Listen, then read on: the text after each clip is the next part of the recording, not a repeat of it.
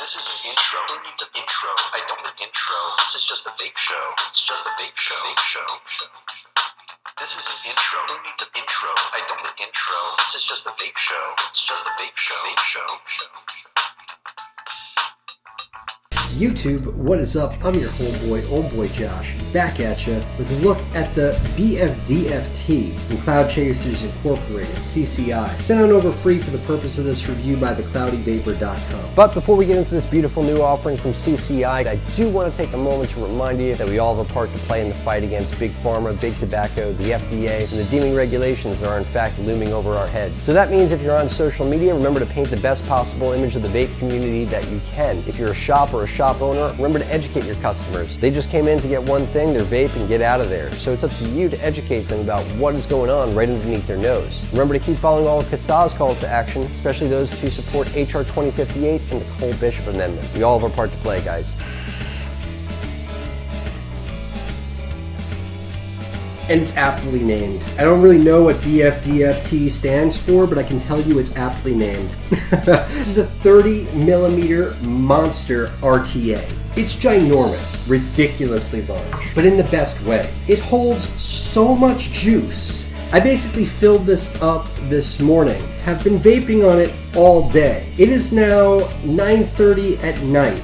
That's how much juice this thing holds. And I've been vaping it at about 95 watts. It's like vaping an oil tanker. I don't even think it says how much juice it holds. I don't even think they bothered to measure it. The tank itself is pretty much the size of a 30 milliliter bottle. That's how much juice this thing holds, guys. You know, it's a big tank, but it's got a lot of flavor too. Yeah, really great flavor, which is surprising for a company called Cloud Chasers Incorporated. You'd think that would be all about clouds and nothing but no, there's actually some pretty decent flavor here. I guess it just goes to show it's all about the build. I've got Earl in here, one of my all-time favorite juices. Dude, will you ever just shut up about that juice? Go vape a new flavor. It vapes just like Earl should vape. I know this juice very, very well. It's one of my all-time faves. Here's the empty bottle. Earl, I love this stuff. It's by East Coast E-Liquids. It's great stuff. That's how I know this is a great tank, because that flavor is perfect in here. Absolutely perfect, even at its widest airflow opening.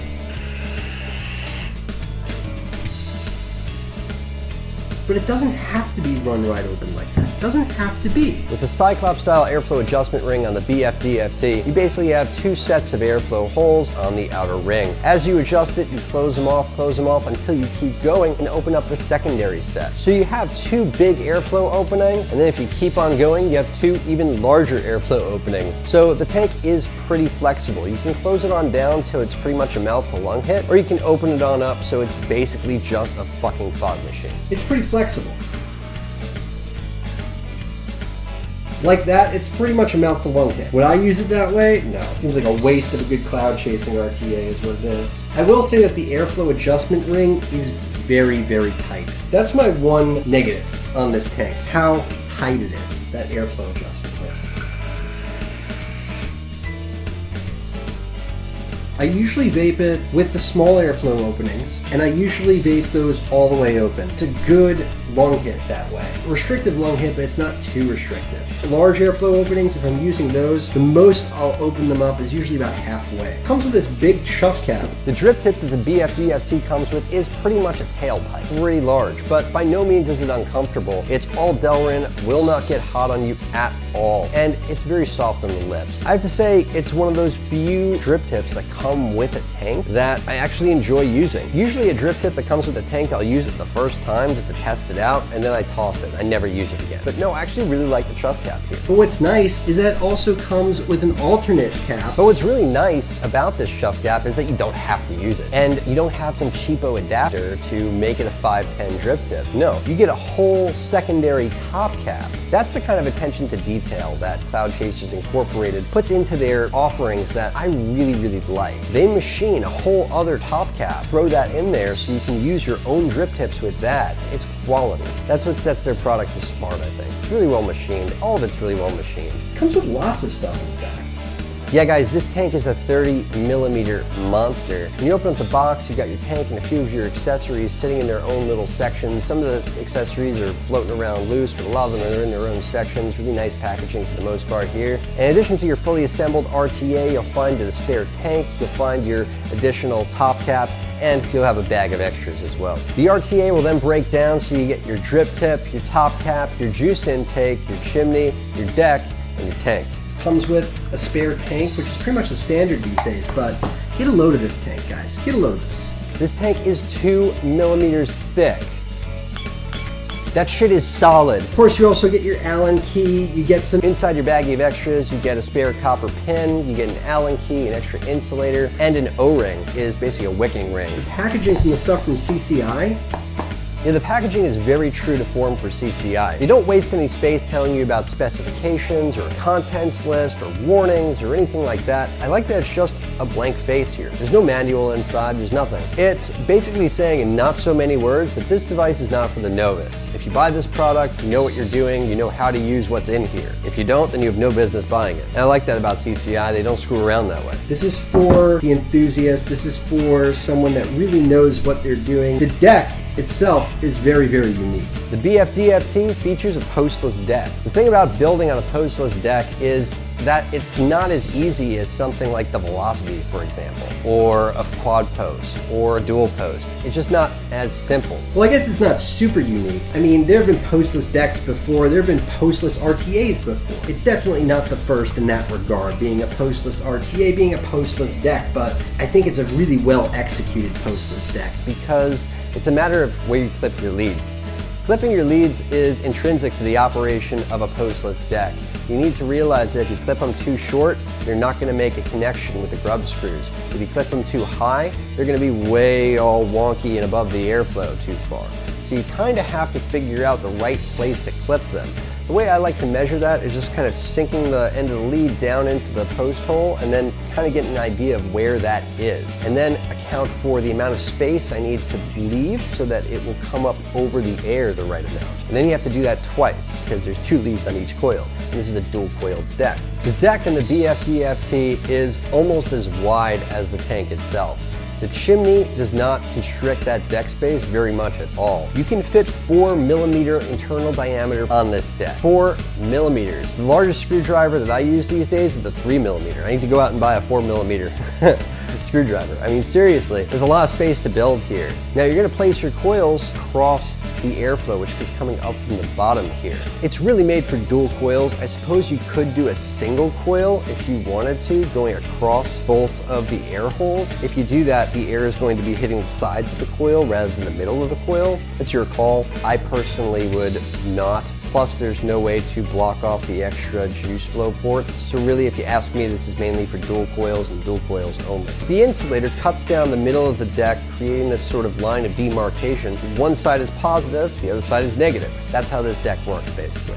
The best part about this deck is that it's made for builders. It's made for people like me. Basically, these are 3mm post holes here, so you can fit pretty much anything you want into this deck in terms of the build. And what I really like about it, my favorite part, is that the grub screws are oriented in the correct direction. They're not coming at the lead from the side, they're coming at the lead from the top down. And that's kind of weird to explain in terms of a postless deck because you have the grub screws that are being screwed in from the sides rather than from above. But put it to you this way. Take a multi-core wire like an Alien or a staggered fuse Clapton or a fuse Clapton or something like that. With a multi-core wire like an Alien, for instance, what can happen is that grub screw can come at the coil from the wrong direction, the side, and cause the lead on that coil to bend and flex in a way that it really shouldn't. But the way the grub screw comes at it on the BFDFT is down straight on top of the coil, so it would hit all the cores together rather than the core from the side. Very builder friendly. That's good thinking, CCI.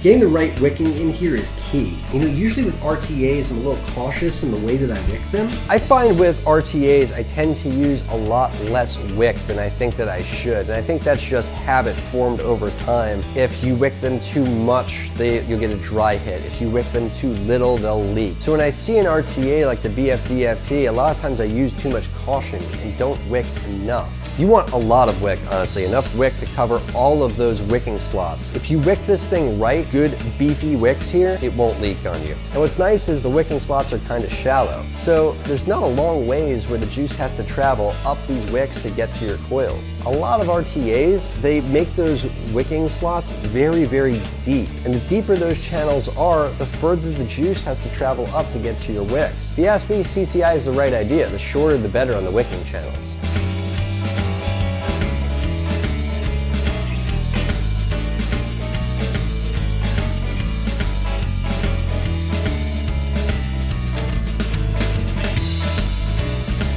And then once you're done wicking it, you're gonna put this little O-ring over it, and that's your wicking ring. It keeps everything in place. I kind of wish that it was made of metal. I think that was skimped on a little bit here. It's all right, it's not the end of the world. Everything else is beautifully made. Why have an O-ring? An actual bit of metal would have been nice here. But it's okay, it gets the job done.